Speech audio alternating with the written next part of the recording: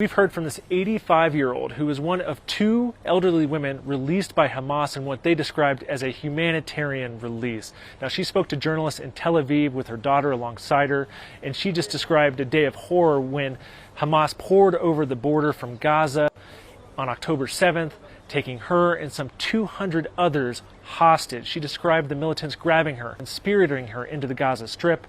There, she described young men beating her briefly with sticks, but then said she was basically treated well through the rest of her 2 weeks in captivity. Let's listen to what she had to say to journalists.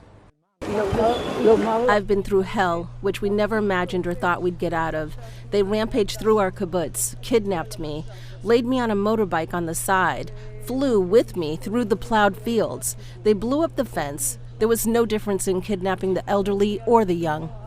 Now, one thing to keep in mind as well is her comments and how she's behaved since being released has kind of drawn the ire of some Israelis. There's some here in this country now who are very upset after this Hamas attack that killed some 1,400 people. They want to see Hamas dismantled. They want to see military action in the Gaza Strip.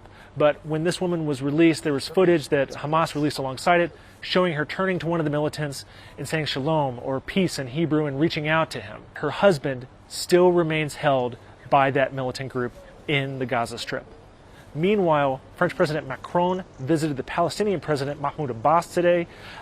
Macron's visit brought a little bit of a protest from some Palestinians who were upset that he came to see Abbas after meeting with Israeli officials. Now, one thing to keep in mind as well is it kind of underscores the challenge that the international community has in dealing with the Palestinians. Abbas's Fatah party was thrown out of Gaza Strip 15 years ago by Hamas, and there's some that believe the 87-year-old doesn't even have the power to rule in the West Bank right now. Meanwhile, Macron's comments while meeting with Netanyahu also have raised some eyebrows in Israel.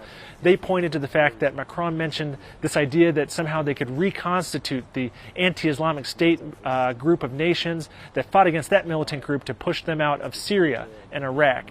And the reason why that's surprising is because there's a lot of Muslim nations that are involved in that group, and right now, many in those countries are upset by just the pounding Israeli airstrikes that have targeted the Gaza Strip. Hamas says that some 5,700 people have been killed in those strikes, including just 700 in the last 24 hours alone. I'm John Gambrell with the Associated Press for CGTN in Jerusalem.